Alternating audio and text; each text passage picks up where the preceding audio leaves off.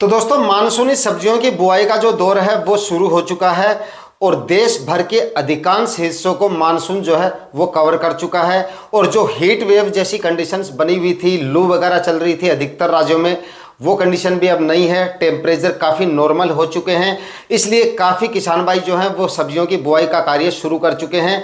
काफ़ी किसान भाई शुरू करने वाले हैं और काफ़ी किसान भाई सोच रहे होंगे कि कौन सी सब्जियों की बुआई करनी चाहिए, क्योंकि काफ़ी ज़्यादा असमंजस होता है जब सब्जियों की बुआई का कार्य हम शुरू कर देते हैं। काफ़ी किसान भाई ये ज़्यादा सोचते रहते हैं कि भाई कौन सी सब्जियों की हमें बुआई करनी चाहिए, कौन सी सब्जियों से सबसे ज़्यादा उत्पादन मिलता है, कौन सी सब्जियां हमें आने वाले समय में अच्छे मंडी भाव देंगी, क्योंकि सब्जियों से मिलने वाला मुनाफा सबसे ज़्यादा डिपेंड करता है उनसे मिलने वाले मार्केट प्राइस पर।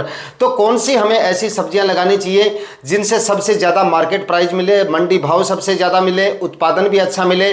तो आज के इस वीडियो में मैं आपको एक ऐसी सब्जी वर्गीय फसल के बारे में जानकारी देने वाला हूं जिसको अगर आप मानसून के सीजन में यानी कि इस समय पर लगाते हैं तो आने वाले दिनों में उस फसल से आपको काफ़ी ज़्यादा उत्पादन मिलेगा और काफ़ी शानदार उस फसल से आपको मुनाफा मिलेगा, क्योंकि उस फसल के आने वाले दिनों में मंडी भाव आपको काफ़ी शानदार मिलने वाले हैं। और उस फसल को बुआई करने का जो समय है वो भी आगे सामने काफ़ी समय मतलब अभी पड़ा है।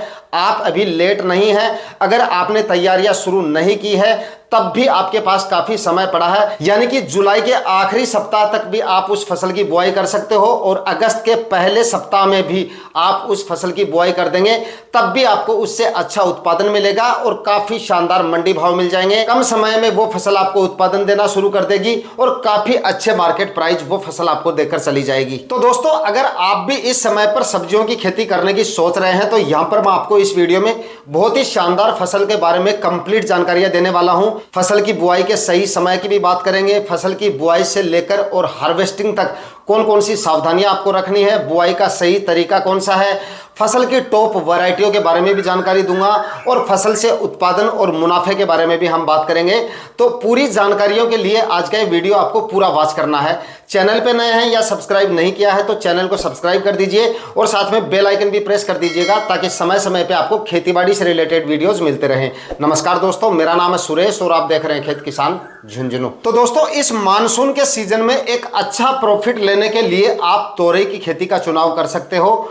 इस समय पर यानी कि मानसून के सीजन में अगर आप तोरई की बुआई करते हैं तो आने वाले दिनों में तोरई की फसल से आपको काफ़ी शानदार मंडी भाव मिल सकते हैं।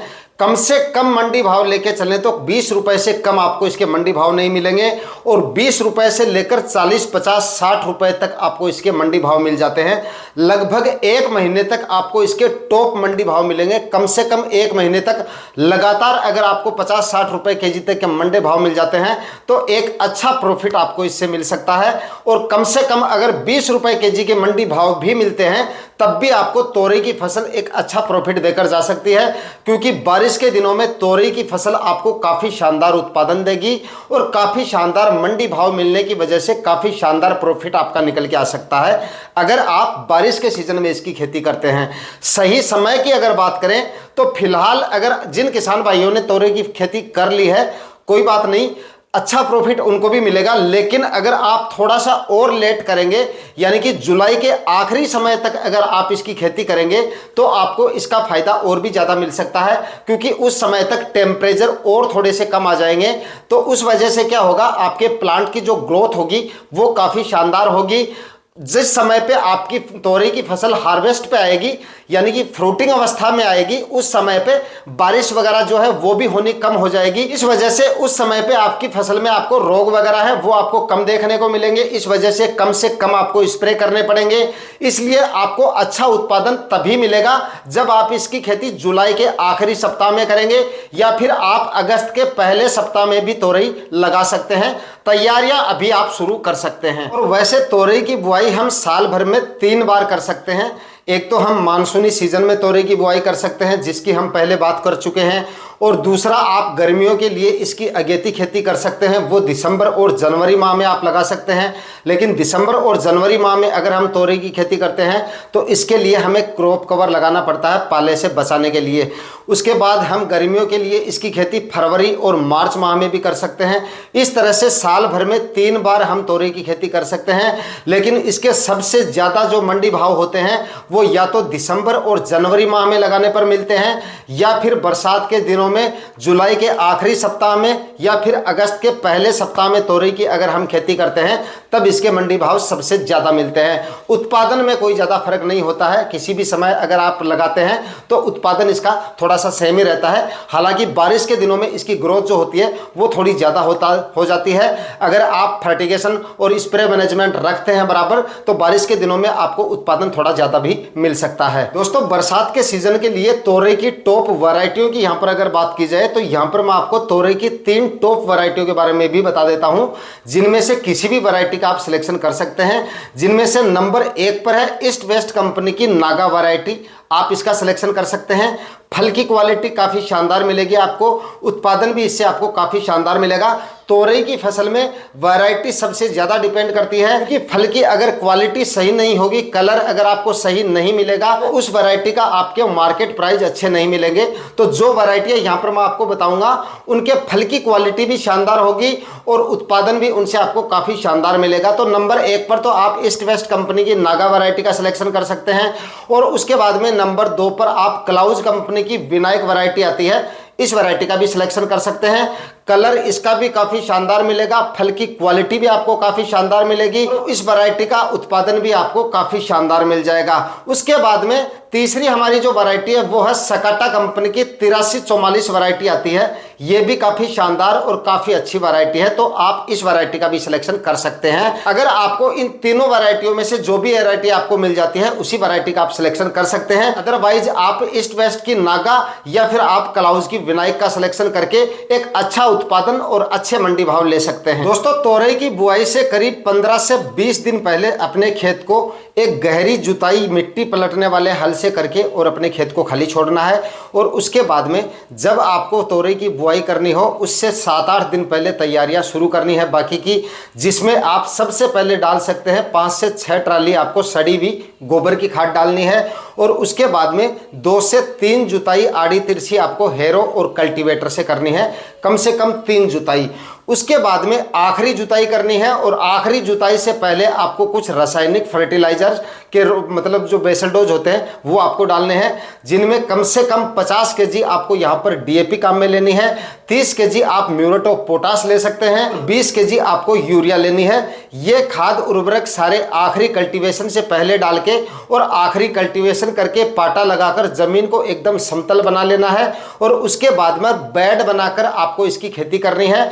तोरई की फसल अगर आप बारिश के दिनों में कर रहे हो तो बेड आपको कम से कम 6-6 फीट की दूरी पर बनाने हैं। और उसके बाद में प्लास्टिक मल्च की यहाँ पर अगर बात करें तो 20 माइक्रोन की प्लास्टिक मल्च आपको काम में लेनी है। तोरई की बुआई करते समय मतलब लाइन से लाइन की दूरी आपको 6 फीट रखनी है और प्लांट से प्लांट की दूरी आपको 1-1 फीट की दूरी पर प्लांट यानी कि सीड शोविंग करनी है। उसके बाद में दोस्तों तोरई के प्लांट को ऊपर चढ़ाने के लिए आपको तार और बांस की सहायता से एक स्ट्रक्चर तैयार करना है, यानी कि तार बांस बंधाई जुगाड़ के द्वारा आपको तोरई की खेती करनी है। अगर आप बारिश के दिनों में इसकी खेती कर रहे हैं, जमीन पे बारिश के दिनों में बेल वर्गीय सब्जियों की खेती नहीं की जाती है, क्योंकि जमीन पे आपको मैंने बताया था एक और वीडियो में भी, जमीन पे अगर आप लताओं को रखेंगे तो बारिश के दिनों में आपकी जो बेलें होंगी उनमें सड़न और गलन जैसी समस्या आ सकती है, काफ़ी ज़्यादा रोग आपको देखने पड़ सकते हैं और फल की क्वालिटी भी आपको सही नहीं मिलेगी। इस वजह से अगर आप तार बांस बंधाई जुगाड़ के द्वारा खेती करेंगे तो आपकी जो फसल है वो स्वस्थ रहेगी, उसमें फंगस जैसी बीमारियां बेलों में नहीं देखने को मिलेंगी। बीमारियां मतलब आपको कम से कम देखने को मिलेगी और फल की क्वालिटी एकदम शानदार आपको मिलेगी। काफ़ी शानदार फल की क्वालिटी मिलने की वजह से जितनी मतलब अच्छी फल की क्वालिटी होगी मंडी भाव आपको उतने ही ज़्यादा मिलेंगे। इस वजह से बारिश के दिनों में अगर आप तोरई की खेती कर रहे हैं तो तार बांस बंधाई जुगाड़ के द्वारा ही आपको इसकी खेती करनी चाहिए। दोस्तों, तोरई की बुआई के बाद में मुख्य तौर से सावधानियां आपको कौन कौन सी रखनी है। तो सबसे पहले अगर आप तोरई की बीज की बुआई कर देते हैं, उसके बाद में बीज का अंकुरण होने के 7 से 8 दिन बाद में आपको सबसे पहला एक ड्रेंचिंग जरूर कर देना है। भाई अगर आप बारिश के दिनों में खेती कर रहे हैं तोरई की, तो ये ड्रेंचिंग आपको जरूर करनी है। इसकी जरूरत आपको सबसे ज्यादा पड़ेगी। अगर ये ड्रेंचिंग आप नहीं करते हैं तो बारिश की वजह से आपके काफी ज्यादा प्लांट बाद में खराब हो सकते हैं। तो अगर आपको अपनी फसल को सही रखना है, बचाना है प्लांट को, तो ये ड्रेंचिंग आपको जरूर करनी पड़ेगी। और ये ड्रेंचिंग अगर आप जल्दी करेंगे, प्रिवेंटिव में ही कर देंगे, तो आपकी फसल में यानी कि आपका जो प्लांट होंगे उनका नुकसान आपको कम से कम देखने को मिलेगा। क्योंकि बारिश के दिनों में ह्यूमिडिटी ज्यादा होगी और बारिश के दिनों में बारिश ज्यादा होने की वजह से, नमी ज्यादा होने की वजह से फंगस जैसी समस्याएं, जड़ गलन और कॉलर रॉट जैसी समस्याएं आपको बहुत ज्यादा देखने को मिल सकती हैं। तो ये पहला ड्रेंचिंग आपको जरूर कर देना है अंकुरित होने के 7-8 दिन के भीतर। इसमें आपको लेना है कार्बेंडाजिम 12% और मैनकोजेब 63%। यूपीएल कंपनी का आप साफ पाउडर काम में ले सकते हैं, या फिर आप पावर ग्रो कंपनी का मैंडोज जो फंगीसाइड आता है वो काम में ले सकते हैं। दोनों में सेम टेक्निकल है, तो ये आप फंगीसाइड काम में लें और 500 ग्राम प्रति एकड़ के हिसाब से घोल तैयार करके हर एक प्लांट में ड्रेंचिंग विधि से आप इसका जो है ड्रेंचिंग करें इस फंगीसाइड का। उसके बाद में एक ड्रेंचिंग आपको 15 दिन के अंतराल से फिर करना है। दूसरा ड्रेंचिंग करने के बाद में आपकी फसल जो है एकदम सिक्योर हो जाएगी, यानी कि कोई भी फंगस वगैरह की समस्या आपको देखने को नहीं मिलेगी। जब आपकी फसल 15 से 20 दिन की हो जाए या थोड़ी सी बढ़वार करनी शुरू कर दे, उस समय पे आपको दूसरा ड्रेंचिंग करना है। और दूसरे ड्रेंचिंग में आपको लेना है कॉपर ऑक्सीक्लोराइड 50%। खुराक इसकी भी आपको सेम ही रखनी है, 500 ग्राम प्रति एकड़ के हिसाब से तो आपको इसकी खुराक रखनी है। और ये खुराक मैंने आपको 1 एकड़ के लिए बताई है। 1 एकड़ में 500 ग्राम फंगीसाइड, चाहे आप साफ पाउडर ले रहे हैं या फिर आप कॉपर ऑक्सीक्लोराइड ले रहे हैं, 500 ग्राम प्रति एकड़ के हिसाब से रखनी है। पहली खुराक अगर आप दे रहे हैं यानी कि कार्बेंडाजिम और मैनकोजेब दे रहे हैं, ये आपको ड्रेंचिंग विधि से करनी है। और दूसरी खुराक चाहे तो आप ड्रेंचिंग विधि से दे सकते हैं यानी कॉपर ऑक्सीक्लोराइड, और या चाहे तो आप जो है ड्रिप इरिगेशन की सहायता से भी चढ़ा सकते हैं, क्योंकि उस समय पे प्लांट आपके जो है ग्रोथ कर चुके होते हैं, इस कंडीशन में आ जाते हैं, यानी कि जड़ों का विकास शुरू हो जाता है उस समय पे। तो दूसरी जो फंगीसाइड की खुराक मैंने आपको बताई है, ये आप ड्रिप इरिगेशन की सहायता से भी दे सकते हो। और इसी के साथ में एक पहला स्प्रे भी आपको ले लेना है, और पहला स्प्रे आपको 15 से 20 दिन की अवधि के भीतर लेना है, यानी कि शुरुआती अवस्थाओं में ही लेना है। और शुरुआती अवस्थाओं में जब आप कीटनाशकों का प्रयोग करते हैं तो काफी सोच समझ के आपको करना चाहिए, क्योंकि उस अवस्था में आपकी फसल काफी छोटी होती है। तो वहां पर अगर आप हैवी इंसेक्टिसाइड लेंगे या गलत टेक्निकल का इस्तेमाल करेंगे तो आपकी फसल की ग्रोथ रुक सकती है या आपके प्लांट खराब भी हो सकते हैं। तो यहां पर आपको जो फंगीसाइड और जो इंसेक्टिसाइड लेना है, यहां पर इंसेक्टिसाइड में आपको लेना है एमिडाक्लोप्रिड 17% नोट कर लीजिएगा, कहीं 70% आप मत ले लीजिएगा। 17% में जो एमिडाक्लोप्रिड इंसेक्टिसाइड आता है वो आपको काम में लेना है। और खुराक रखनी है मात्र 6 से 8 ml प्रति 15 लीटर स्प्रे टैंक के हिसाब से आप इसकी खुराक रखें। और इसके साथ में आपको फंगीसाइड वही लेना है जो मैंने आपको ड्रेंचिंग के लिए बताया है, यानी कि कार्बेंडाजिम और मैनकोजेब 12 और 63% में 40 ग्राम प्रति 15 लीटर स्प्रे टैंक के हिसाब से आपको फंगीसाइड की खुराक रखनी है। दोनों का एक साथ आपको स्प्रे कर देना है, यानी कि मिक्स करके दोनों का आप स्प्रे करें। ये स्प्रे करने के बाद में आपकी फसल में रस चूसने वाले जो कीटों का प्रकोप है वो काफी कम हो जाएगा, क्योंकि बारिश के दिनों में रस चूसने वाले कीटों का प्रकोप बहुत ज्यादा देखा जाता है। तो इस अवस्था में ये स्प्रे आपको करना है। उसके बाद में दोस्तों हर 10 या 15 दिन के अंतराल से आप बदल बदल कर इंसेक्टिसाइड का इस्तेमाल कर सकते हैं, इंसेक्ट के लिए, रस चूसने वाले कीटों के लिए। दोस्तों अब बात करेंगे तोरई की फसल से मिलने वाले उत्पादन और मुनाफे के ऊपर, कि अगर आप तोरई की खेती करते हो तो कितना तो आपको इससे उत्पादन मिल सकता है और कितना आपको शुद्ध मुनाफा इससे हो सकता है।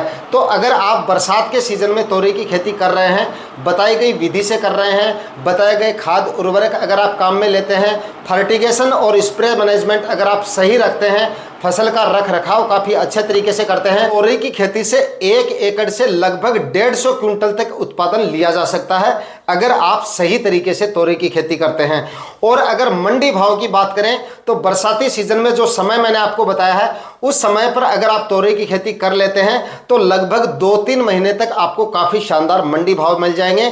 20 रुपए केजी के मंडी भाव भी अगर हम पकड़ के चलते हैं तो लगभग 2 लाख रुपए का उत्पादन आपको तोरई की फसल से आराम से मिल जाता है अगर मौसम, क्लाइमेट और मंडी भाव साथ देते हैं या सही रहते हैं। आपको इस फसल से इतना उत्पादन आराम से मिल सकता है। ये अलग अलग एरिया में अलग अलग क्लाइमेट कंडीशन होने की वजह से या किसान के रखरखाव की कमी की वजह से इसका उत्पादन कम या ज्यादा भी हो सकता है।